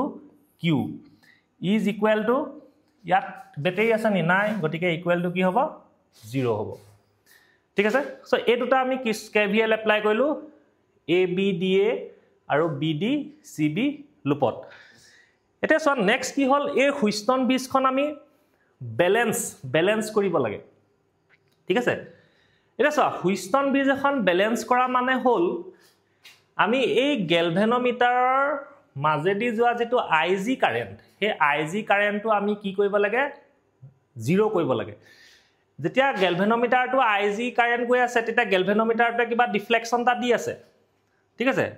কিবা এটা ৰিডিং এটা দেখাই আছে এতিয়া আমি সেই ডিফ্লেকশনটো 0 কৰিব লাগে মানে IG কাৰেন্টটো 0 কৰিব লাগে এটা IG কাৰেন্টটো কেনেকৈ 0 কৰিবা তুমি কিবা এটা সুইচটো বন্ধ কৰিলে নহব আমি কি কৰিব লাগিব কেনেকৈ 0 কৰিম এতিয়া চোৱা ইয়াত যে দেখাইছো আমি এই IG কাৰেন্টটো ফ্লো হৈছে গ্যালভেনোমিটাৰৰ মাজেদি কোৰ পৰা কলে গৈছে B পৰা D লে গৈছে ঠিক আছে B পৰা D লে গৈছে ঠিক আছে আমি জানো যে কাৰেন্টটো সদায় কোৰ পৰা কলে ফ্লো হয় হাই পটেনশিয়াল টু লো পটেনশিয়াল তাৰ মানে এতিয়া চোৱা এই B পইণ্টত এটা পটেনশিয়াল আছে কিমান VB D পইণ্টত এটা পটেনশিয়াল আছে কিমান V সে D ওকে ইয়াত এটা পটেনশিয়াল প্ৰতিটো পইণ্টত এটা পটেনশিয়াল বেলেগ ইয়াত VB ইয়াত VD যেহেতু কাৰেন্টটো B পৰা D লে গৈছে তাৰ মানে VB গ্ৰেটাৰ দেন কি হৈ আছে VD হৈ আছে তাৰ মানে D পইণ্টত পটেনশিয়াল টু B কো কি হৈ আছে কম হৈ আছে বুজিলা না বা B পইণ্টত potential B potential to D কো কি হৈ আছে বেছি হৈ আছে সেইকাৰণে কাৰেন্টটো আমি B পৰা D লে দেখাইছো ওকে এতিয়া চোৱা আমি কি কৰিব লাগে যদিহে আমি এই D পইণ্ট আৰু B পইণ্টত পটেনশিয়ালটো সমান কৰি দিব পাৰো হা একেই যদি হৈ যায় যদি পটেনশিয়াল ডিফাৰেন্স নাথাকে পটেনশিয়ালটো যদি সমান হৈ যায় VB ইকুৱেল টু যদি VD হৈ যায় পটেনশিয়াল ডিফাৰেন্স থাকিব জানো নাথাকে আৰু পটেনশিয়াল ডিফাৰেন্স নাথাকিলে গ্যালভেনোমিটাৰৰ মাজেদি যোৱা কাৰেন্টটো কি হৈ যাব 0 হৈ যাব এটা কথাটো হল আমি D পইণ্টত পটেনশিয়ালটো B লগত কেনেকৈ সমান কৰিম আমি হেতু কেনেকৈ সমান কৰিম মই এই D পইণ্টত পটেনশিয়ালটো মই বহাই দিম এতিয়া B কমি আছে নহয় D পইণ্টত পটেনশিয়ালটো বহাই দিম মই B পইণ্টত পটেনশিয়ালটো চেঞ্জ কৰিব নোৱাৰো কেলে নোৱাৰো কাৰণ P টো হৈছে ফিক্স ৰেজিস্ট্যান্স হল হেতু আমি P টোৱে Q টোৱে চেঞ্জ কৰিব নোৱাৰো যেটো আমি ইউজ লগাম হেতুৱে থাকিব কিন্তু আমি কি লগাইছে ইয়াত দেখিছানে এটা ভেৰিয়েবল ৰেজিস্ট্যান্স এটা লগাই লৈছো R হে R ৰ ভ্যালুটো আমি কি কৰিব পাৰো চেঞ্জ কৰিব পাৰো আমি হেকানে ভেৰিয়েবল লগাইছো এটা চোৱা ডিট পটেনশিয়াল টু বিট কো কমি আছে এটা আমি যদি এ R টো ভেৰিয়েবল ৰেজিস্ট্যান্স টো যদি বহাই দিও তেতিয়া হলে এই ৰেজিস্ট্যান্স টোৰ এক্ৰছত ভোল্টেজ টো কি হ'ব বাহি যাব তাৰ মানে VD ইকুৱেল টু কি হ'ব তোমাৰ I2R ঠিক আছে I2R যদি আমি R টো বহাই দিও তেতিয়া হলে D পইণ্টত পটেনশিয়াল টো কি হ'ব লাহে লাহে বাহি গৈ থাকিব আৰু যেতিয়াই সমান হৈ যাব হল যেতিয়াই তুমি গম পাবা যে কাৰেন্টটো 0 হৈ গল তেতিয়াই গম পাবা যে ডিট আৰু বিট পটেনশিয়ালটো কি হৈ গল সমান হৈ গল আৰু তেতিয়াই গ্যালভেনোমিটাৰ যদি যোৱা কাৰেন্টটো 0 হ'ব ডিফ্লেকশনটো 0 লে গুচি আহিব তেতিয়াই কম যে হুইষ্টন ব্ৰিজখন কি হৈ গল ব্যালেন্সড হৈ গল সো গটিকে at the balance condition the current through the galvanometer is কি হ'ব 0 IG ঠিক আছে বুজি পালা কেনেকৈ আমি ব্যালেন্স কৰিম এতিয়া চোৱা আমি যদি ব্যালেন্স কৰাৰ পাছত ইয়াতে মই এটা বস্তুটো লিখি দিছো the resistance R is so adjusted that there is no deflection in the galvanometer the bridge is said to be balanced when the potential difference across the galvanometer is 0 তাৰমানে B আৰু D মাজত potential difference to 0 হ'ব লাগিব so there is no current through the galvanometer okay এতিয়া চোৱা আমি কি কৰিম এতিয়া আমি এটো পালো এডখলকে পালো say this is equation number 1 এটো আমি 1 নম্বৰ ইকুয়েশন ললো দিস ইজ ইকুয়েশন নাম্বার 2 ললো so at the balance condition at the balanced condition of Wheatstone bridge at the balanced condition of Wheatstone but at the balanced condition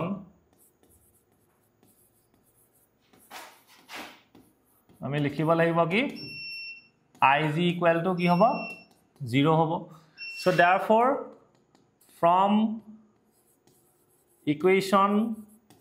1 এটা চাও equation 1 তো আমি কি পাইছিলো 1 ইকুয়েশনত Ig ভ্যালু তো আমি কি বহাই দিম 0 বহাই দিম এটা ইকুয়েশন তো 1 ত Ig to 0 বহাই দিম ইয়াত Ig লগা টার্ম কোনটো আছিল Ig to 0 হৈ গলে এই টার্ম to 0 হৈ গল গটিকে কি থাকিলে I1p minus I2r equal to 0 I1p is minus I2r is equal to কি হল 0 হল or I1p is equal to কি পালো I2r say this is equation number আমি 3 দিলু and from equation 2 আমি 2 নম্বৰ ইকুয়েশনত কি পালো তেছা 2 নম্বৰ ইকুয়েশনত কি থাকিব IgRg এটো তো 0 হৈ গল IgRg 0 হৈ গল ইয়াতে Ig to 0 গটিকে কিমান থাকিব I2s থাকিলে ইয়াতে Ig to 0 হৈ গল কি থাকিব -I1q তাৰ মানে আমাৰ Ig to 0 হৈ গল ইয়াত অকল I2 তো থাকিলে ঠিক আছে I2 into s minus I1 into q so ইয়াত থাকিলে I2s minus I1q equal to 0 or minus I1q is equal to minus I2s minus minus মই cancel কৰি দিলো কি থাকিলে I1q is equal to I2s so এটা সব মই 1 গিটা একেফালে লৈ লিছো ঠিক আছে ইয়াত I1p লিখিছো ইয়াত I1q I2r ইয়াত I2s লিখিছো ঠিক আছে so এতিয়া এটো আছে this is equation number 4 okay এটা আমি কি কইম equation 3 divided by equation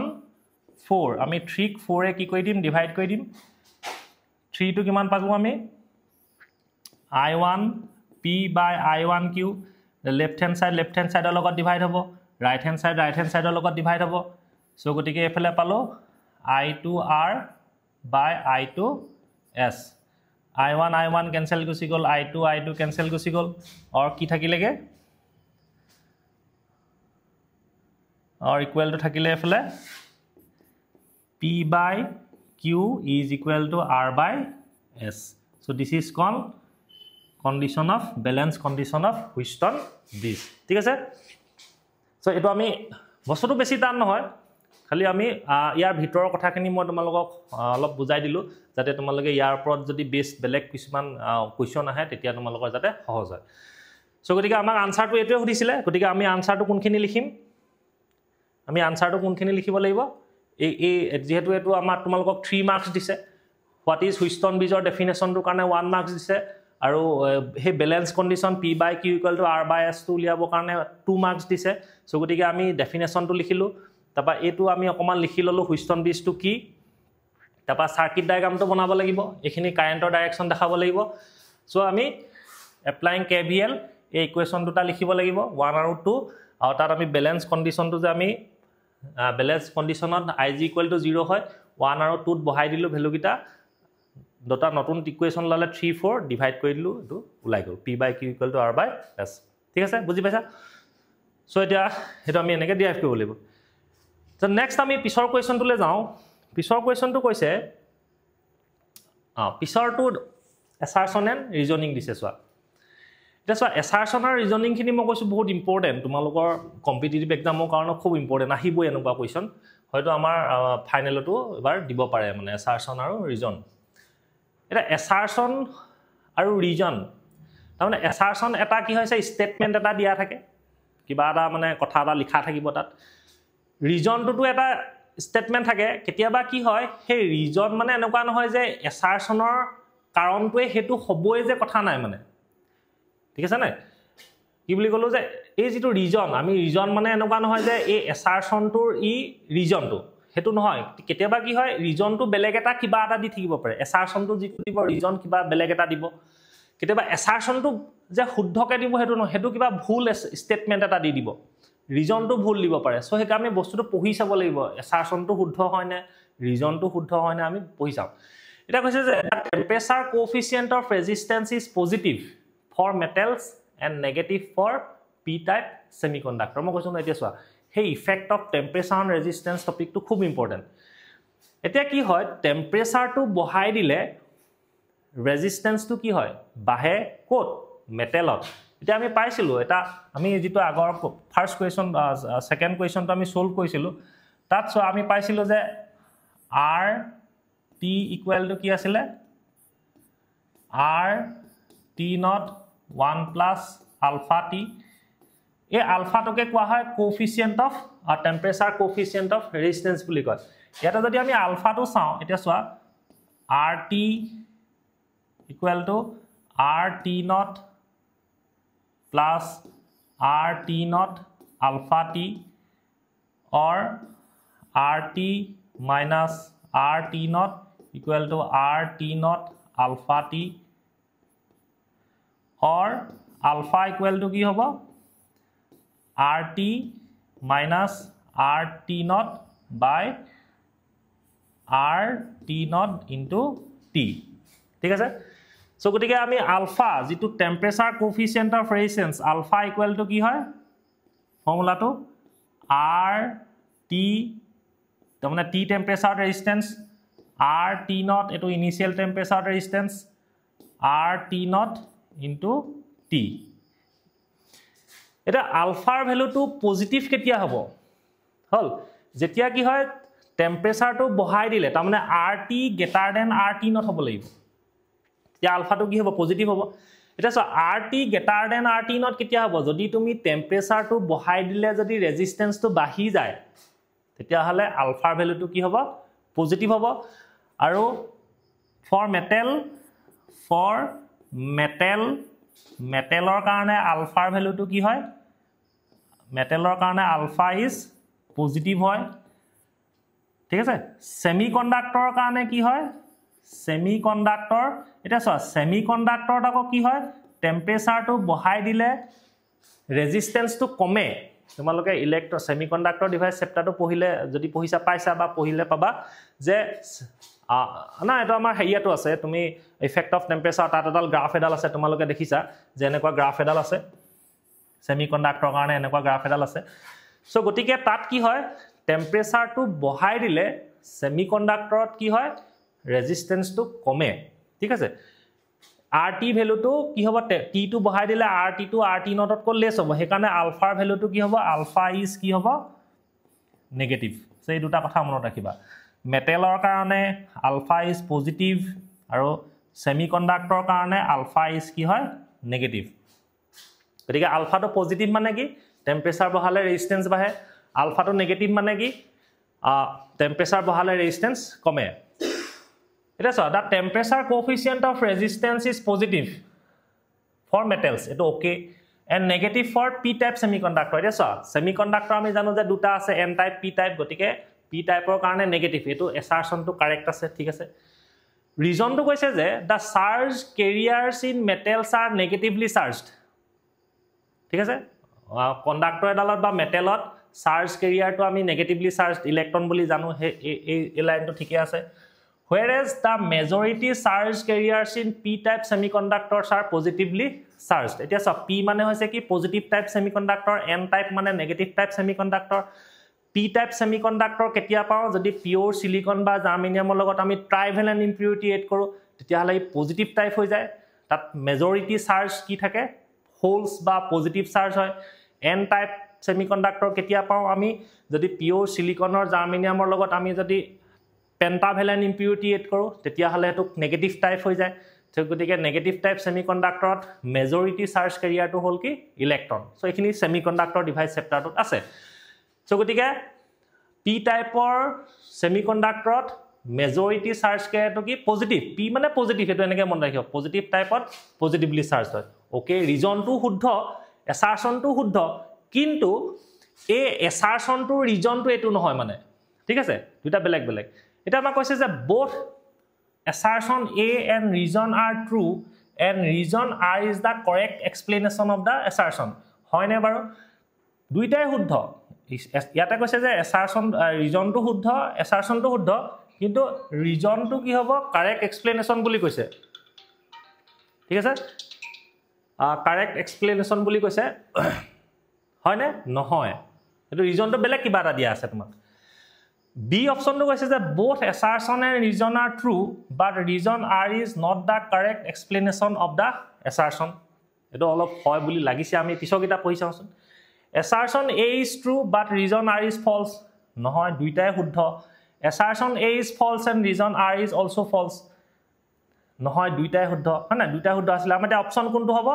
B so both assertion and reason are true দুইটাই শুদ্ধকে দিয়া আছে দুইটা স্টেটমেন্টে শুদ্ধ দিয়া আছে কিন্তু এই যেটো ৰিজন টু কি হয় is not the correct explanation of the assertion আৰু সেই যেটো ৰিজন দিয়া আছে এই assertionৰ explanation নহয় মানে দুইটা লগত কোনো লিংকে নাই ঠিক আছে দুইটা বেলেগ বেলেগ সো গতিকে আমাৰ আনসাৰটো কি হ'ব সো ইয়াতে আমাৰ আনসাৰ কি হ'ব অপচন বি সো আমি assertion ৰিজনটো এনেকে কৰিব লাগিব ওকে সো আমি নেক্সট কোৱেশ্চনটোলে যাও next question to eke dia ase so assertion and reason dia ase so when electron drift in a conductor moi thoni koisilu je drift velocity ki drift velocity when electrons drift in a conductor it does not mean that all free electrons in the conductor are moving in the same direction statement to kebabo pohiba when electrons drift in a conductor it does not mean that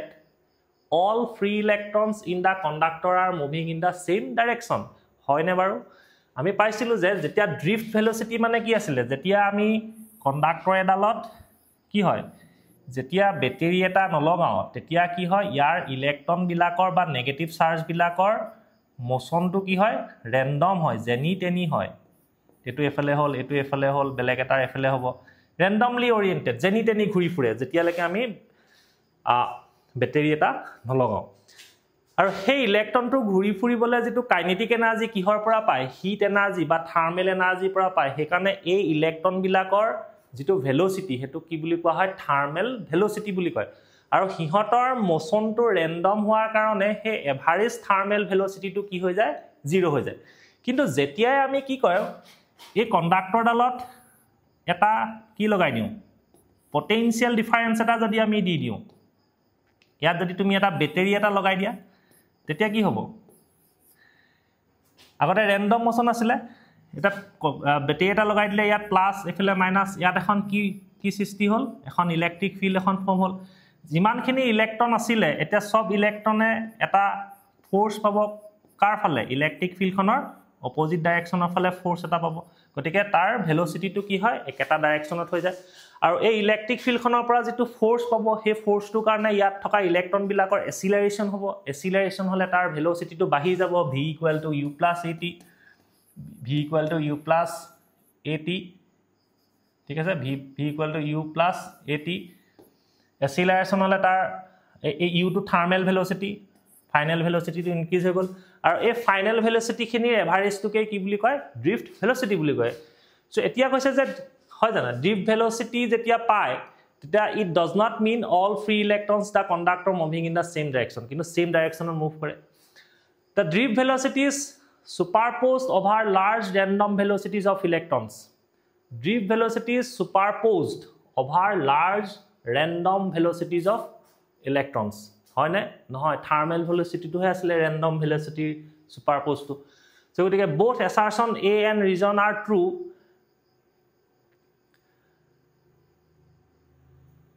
is the correct explanation of the assertion both assertion A and reason are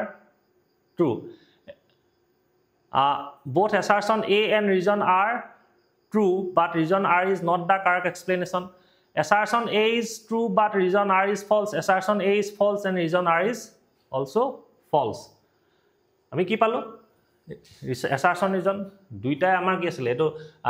drift velocity হলে কৈছে যে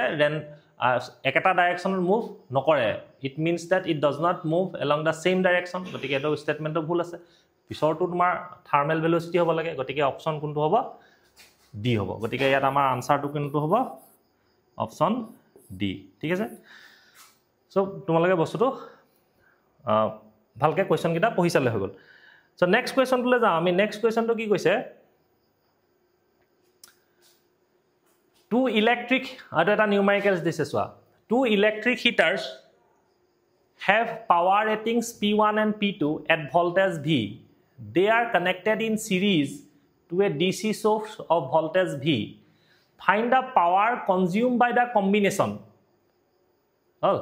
দুটা heater আমাক power to দিয়া আছে P1 P2 V voltageত লগোৱা হল. They are connected in series to a DC source of voltage V. দুটা আমি কিহত লগাই দিলো সিৰিজত লগাই দিলো V find the power consumed by the combination. এতিয়া হে সিৰিজত যেতিয়া আমি দুটা হিটাৰ লগাই দিম P1 আৰু P2 পাৱাৰ টোটাল কিমান এনাৰ্জি হি কনজিউম কৰিব হেতু উলিয়াব লাগে will they consume the same power if connected in parallel across the same source যদি হে হিটাৰ গিটাকে যদি আমি আকৌ প্যাৰেলেলি কম্বাইন কৰো তেতিয়া হলে একেটা পাৱাৰ হি কনজিউম কৰিবনে হে বস্তুটো আমি দেখাব লাগে ঠিক আছে এটা সোৱা পাৱাৰৰ ফৰ্মুলাটো কি আছিল P equal to power এটা ফৰ্মুলা আছিল কোনটো V into I power equal to V into I equal to আমি কি লিখিব পাৰো V square by R ঠিক আছে না ঠিক আছে এনে পাৱাৰ ইকুৱেল টু কি হয় V into I গতিকে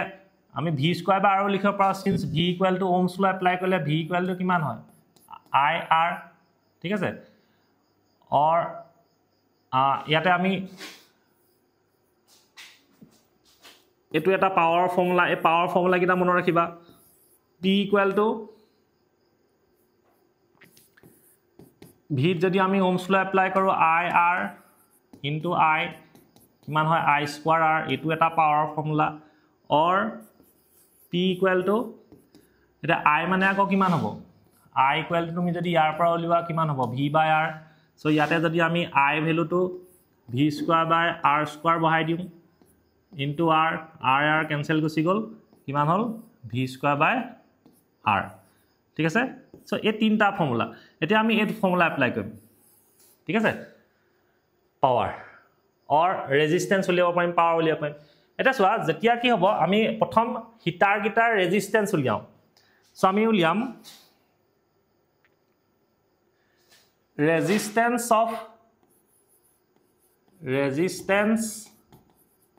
of heater 1 number heater to resistance কিমান হ'ব R1 বুলি লও মই R1 equal to কি হ'ব এটা সো R equal to কি হ'ব R equal to ইয়াতে যদি আমি R equal to চাও R equal to কিমান হ'ব V square by P লও পাইম নে ক্ৰস মাল্টিপ্লাই কৰি দিলো R equal to V square by P so গতিকে resistance of heat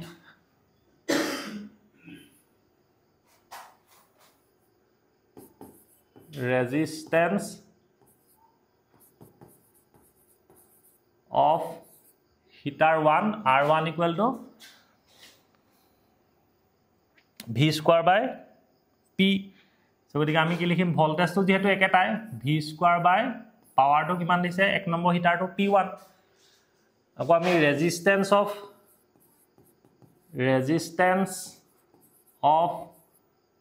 heater 2 number হিটাৰটো ৰেজিস্ট্যান্স কিমান হ'ব R2 equal to V square by P2 যেটো ভোল্টেজটো একেটাই দিয়া আছে হল যেতিয়া হিটাৰ গিটা আমি সিৰিজত কম্বাইন কৰো গতিকে হিটাৰ গিটা যদি সিৰিজত লগাই দিয়া হয় হিটাৰ গিটাৰ ৰেজিস্ট্যান্সটো কিহত থাকিব সিৰিজতে থাকিব so therefore in series combination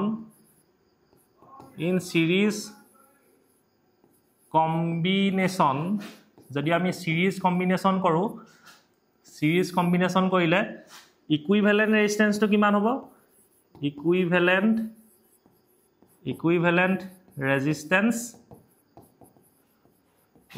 ৰেজিস্ট্যান্স হ'ব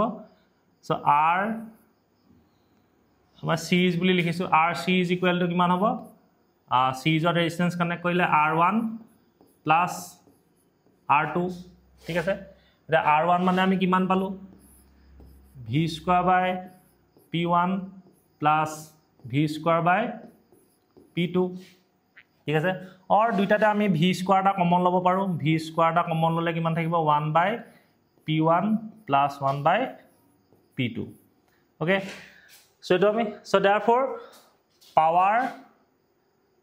so therefore এটা আমি ইকুইভ্যালেন্ট কম্বিনেশন টুত power to consume so therefore power consumed by equivalent combination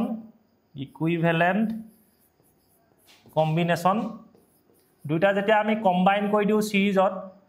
তেতিয়া টোটাল পাৱাৰ টো কিমান কনজিউম কৰিব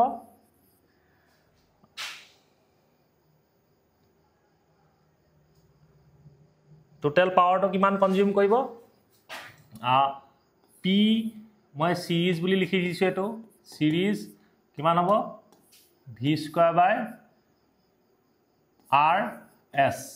সিৰিজ কম্বিনেশনৰ টোটাল ইকুইভ্যালেন্ট ৰেজিস্ট্যান্স লৈছো সো গটিকে আমি rs টো কিমান পালো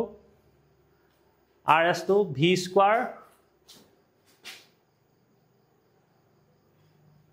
square whole into 1 by p1 plus 1 by p2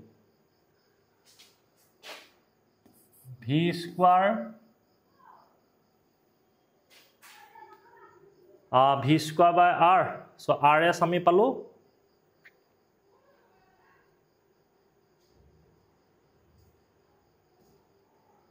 sorry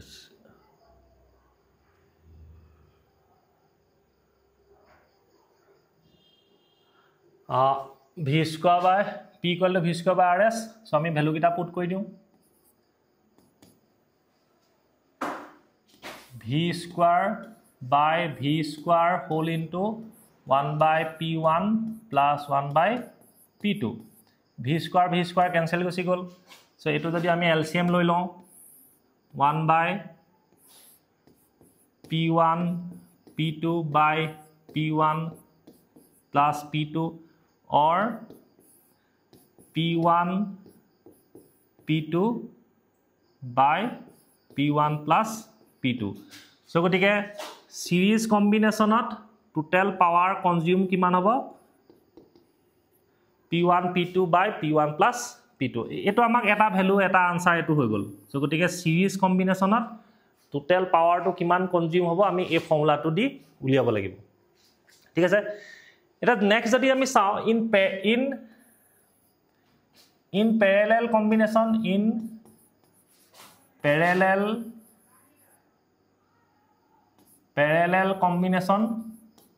in parallel combination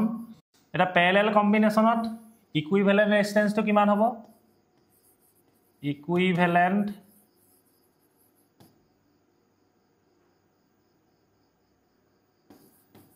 resistance আমি জানো যে 1 by rp parallel থাকিলে কি হ'ব 1 by r1 plus 1 by r2 or r1 তো আমি কিমান পালো আমি r1 resistance তো কিমান লিয়াছিলো v square by p1 plus 1 by v square by p2 or p1 by v square plus p2 by v square or v square to ami LCM loi lolu p1 plus p2 okay so 1 by parallel so gotike power consumed so therefore power consumed in parallel combination so therefore power consumed in parallel combination প্যাৰেলেল কম্বিনেশ্যনত কিমান power consume কৰিব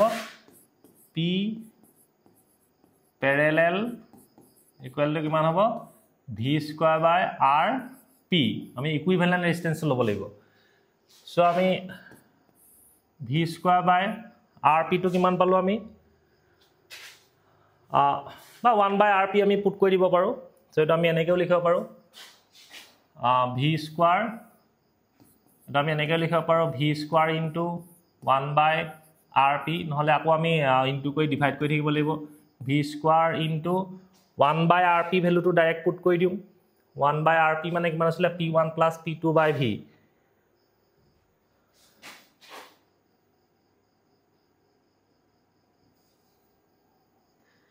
P1 plus P2 by V square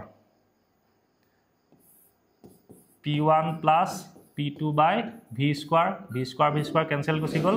কি থাকিলে P1 plus P2 by P1 plus P2 so গটিকে প্যাৰেলেল কম্বিনেশ্যনত consume কৰা পাৱাৰটো কিমান হ'ব P1 plus P2 এটা সো আমি প্যাৰেলেল আৰু সিৰিজত দুইটাতে যদি লগাই চাও তেতিয়া হলে হিটাৰ গিটা প্যাৰেলেলত কি হ'ব হি বেছি পাৱাৰ কনজিউম কৰিব পাৱাৰটো কি হ'ব প্লাস হ'ব আৰু যদি আমি সিৰিজত চাও সিৰিজত হলে তিহলে কি হ'ব পাৱাৰ কনজাম্পশনটো কমি যাব মানে হি বেছি কাৰেন্টটো মানে ইলেক্ট্ৰিক এনাৰ্জিটো বেছি খৰচ কৰিব কেতিয়া আমি যদি প্যাৰেলেলত লগাও সিৰিজত লগাই দিলে হি কম এনাৰ্জি কনজিউম কৰিব সো গটিকে এতিয়া যদি আমি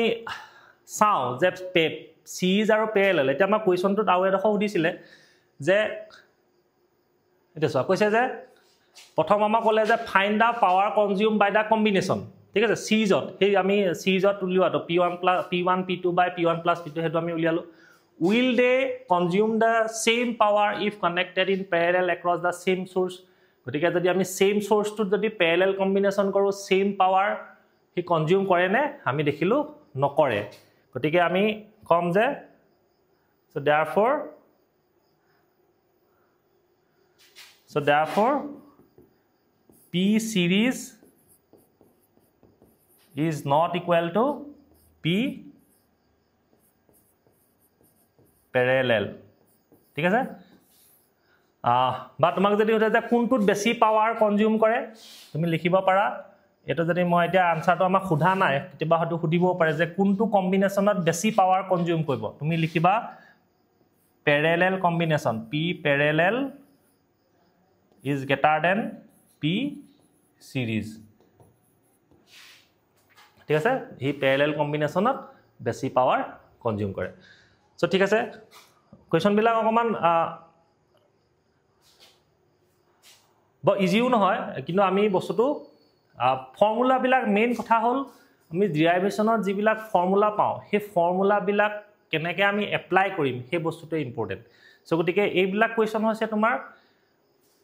আন্ডাৰষ্টেণ্ডিং এণ্ড এপ্লিকেশ্যন বেসড হয় এটা আমি পাৱাৰৰ ফৰ্মুলাটো উলিয়াইছো পাৱাৰ ইকুৱেল টু কি এনাৰ্জি কনজিউমড পাৰ ইউনিট টাইম ঠিক আছে আৰু পাৱাৰৰ ইউনিটটো কি পাৱাৰ ইউনিটটো কি ওয়াট ঠিক আছে সো ওয়াট এটো মনত ৰাখিবা আৰু পাৱাৰ মানে হল কি P ইকুৱেল টু W/T আৰু পাৱাৰৰ ইউনিট ওয়াট এটা সোয়া আমাৰ যে বাল্ব বিলাকত লিখা থাকে আছে 100 ওয়াট মানে কি বাৰু 100 ওয়াট মানে আকৌ কি জুল বাই সেকেন্ড গতিকে 100 ওয়াট মিন্স হল 100 জুল বাই সেকেন্ড তাৰমানে 100 ওয়াটৰ বাল্ব এটাই 1 সেকেন্ড জ্বলি থাকিলে হে কিমান জুল এনাৰ্জি কনজিউম কৰিব 100 জুল এনাৰ্জি কনজিউম কৰিব সো গতিকে 10 ওয়াট মানে হৈছে 10 জুল পাৰ সেকেন্ড গতিকে 10 ওয়াটৰ বাল্বটোৱে 1 সেকেন্ডত কিমান জুল এনাৰ্জি কনজিউম কৰিব 100 জুল সো ইয়াতে মই আৰু এটা বস্তুটা কৈ থাও তোমালোকে এটো জানিবলগীয়া কথা তোমালোকে ভাল পাব কথাটো এটা সোয়া আমাৰ কি হয় আমি যে ইলেক্ট্ৰিক এনাৰ্জিটো কনজিউম কৰো হল আৰু হে কিমান এনাৰ্জি আমি কনজিউম কৰিলো হেতু কেনেকৈ উলিয়াই এটা সোয়া ইলেক্ট্ৰিক মই পাৱাৰ কথাটো উলাতে ইয়াতে কৈ থাও electric energy is equal to কি হয় পাৱাৰ ইনটু টাইম টাইম ঠিক আছে এটো আমি এনেকুৱা নহয় যে আমি ফিজিক্স পঢ়িলে বা সায়েন্সত পঢ়িলে জানিব লাগে এটো আমি সাধাৰণ মই তোমালোকক শিকাই দিছো যে এটো আমি এতিয়া আছো আমাৰ লাইটৰ বিলটো এমাহত কিমান আহিব এদিনত কিমান আহিব এঘণ্টাত কিমান আহিব মই যদি বোলে কবাত ফেন এখন এঘণ্টা চলাইছিলো মই কি টকা বিল দিব লাগিব আমি হেতু লেকে ক্যালকুলেশনটো কৰিব পাৰো আৰু সেই ফৰ্মুলাটো হৈছে কি electric energy equal to power into time কিমান এনাৰ্জি কনজিউম কৰিলা এতিয়া চোৱা ইয়াৰ ইউনিটটো হৈছে কি kWh হেতু হৈছে কি কিলোৱাট আৱাৰ ঠিক আছে শৰ্ট কে কি বুলি লিখে kWh কিলোৱাট আৱাৰ এটা চোৱা electric energy kilowatt hour 1 kWh মানে হৈছে কিলো মানে কিমান 1000 ওয়াট মানে কিমান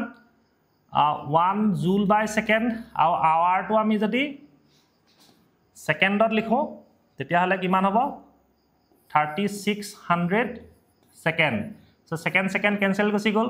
সো গতিকে কিমান হ'ব 3.6 into 10 to the power 6 জুল ঠিক আছে সো তুমি যদি 1 কিলোৱাট আৱাৰ মানে কিমান জুল এনাৰ্জি কনজিউম কৰিছা 3.6 into 10 to the power 6 জুল এতিয়া চোৱা এই যেটো 1 kWh এই 1 kWh টুকে কি বুলি কয় 1 ইউনিট বুলি কোৱা হয় ঠিক আছে 1 ইউনিট আমি যে কোন লাইটৰ মিটাৰত যে বিল উঠিলে 1 unit 2 unit so 1 unit means হৈছে 1 kWh আৰু 1 kWh মানে এনেকুৱা ধৰণৰ কথাটো চোৱা তুমি যদি 100 ওয়াটৰ বাল্ব এটা যদি 10 ঘন্টা জ্বলাই থোৱা এটা 100 ওয়াটৰ বাল্ব 10 ঘন্টা জ্বলাই দিলা কিমান হ'ব 1000 ওয়াট আৱাৰ হলনে 100 ওয়াটৰ বাল্ব এটা 10 ঘন্টা একেলঠাই জ্বলাই থলা কিমান হল মাল্টিপ্লাই কৰি দিলা 1000 ওয়াট আৱাৰ হল আৰু হেতুকে আমি কি বুলি কওঁ 1 kWh তাৰমানে তোমাৰ বিলটো কিমান উঠিব 1 ইউনিট বিল উঠিব ঠিক আছে এটা চোৱা মই যদি এনেকুৱা কৰো যে 10 ওয়াটৰ বাল্ব যদি 10 ঘন্টা যদি জ্বলাই থওঁ 10 ওয়াটৰ বাল্ব মই যদি 10 ঘন্টা জ্বলাই থওঁ তেতিয়াও কিমান হ'ব 1000 এ হ'ব 1000 ওয়াট আৱাৰে হ'ব বা 1 কিমান হ'ব kWh হ'ব মানে 1 ইউনিট হ'ব তেনেকুৱা ধৰণৰ এটা আমাৰ সব বস্তুতে পাৱাৰটো লিখা থাকে আমি টিভি টু হক ফ্ৰিজ টু হক সবতে পাৱাৰটো লিখা থাকে বুলি এটো আমুক পাও ইমান পাৱাৰ গতিকে হে পাৱাৰটো আমি কিমান দেৰি কিমান সময় আমি তাক ইউজ কৰিছো কেই ঘন্টা বলে মই ধৰিলোৱা এটা 1.5 HP মোটৰ এটা HP মানে কিমান 746 ওয়াট আমি জানো ন HP মানে হৈছে কিমান 746 ওয়াট এটা তুমি যদি 1 HP মোটৰ এটা যদি 2 ঘন্টা চলোৱা তাৰমানে তুমি 1 HP মোটৰ এটা যদি 2 ঘন্টা চলোৱা 2 ঘন্টা চলালা কিমান 746 ওয়াট into 2 hour তেলে কিমান হ'ব 2 সেকেন্ড 12 কৰিলে 2 সেকেন্ড 8 সেকেন্ড 2 গুণ 14 ওয়াট আৱাৰ তাৰমানে প্ৰায় তোমাৰ কিমান হ'ব 1.5 kWh ঠিক আছে তাৰমানে তোমাৰ কিমান হ'ব 1.5 ইউনিট বিল উঠিব মানে 1.5 মিন্স 1.5 ইউনিট সো গতিকে চোৱা তুমি যদি 1.5 HP 1 HP মোটৰটো যদি তুমি 2 ঘন্টা চলোৱা তোমাৰ কে ইউনিট বিল উঠিব 1.5 ইউনিট বিল উঠিব আৰু এতিয়া আমি যদি দামটো চাও 7 টকা পইচা তুমি কে টকা দিব লাগিব প্ৰায় 10-11 টকা মান দিব লাগিব সো এইখিনি জানিব লগিয়া কথা সো এইখিনি মই তোমালোকক কলো সো পাৱাৰ ৰিলেটেড এইখিনি বস্তু আছে তোমালোকে থিওৰিত পাইছা থিওৰি চেপ্টাৰটোত পাইছা সো মই আজি উলাতে কলো সো আজি আমাৰ ক্লাসটো ইমানতে সামৰণি মাইছো এইখিনি কোৱেশ্চন তোমালোকে প্ৰেক্টিস কৰিবা আৰু ইয়াৰ পিছৰ কোৱেশ্চনখিনি লৈ মই পুনৰ আকৌ তোমালোকক লগ পাম সো আজিৰ কাৰণে থ্যাংক ইউ ধন্যবাদ ভিডিওটো চোৱাৰ বাবে ধন্যবাদ একাদশ বা দ্বাদশ শ্ৰেণীৰ যিকোনো বিষয়ৰ পাঠ্যক্ৰমত অন্তৰ্ভুক্ত হ'বলৈ প্লে ষ্টৰৰ পৰা এতিয়াই আমাৰ এপ লেটছ এপ্ৰ'চ ডাউনলোড কৰা নতুবা আমাৰ নম্বৰ 8811069813 যোগাযোগ কৰা ধন্যবাদ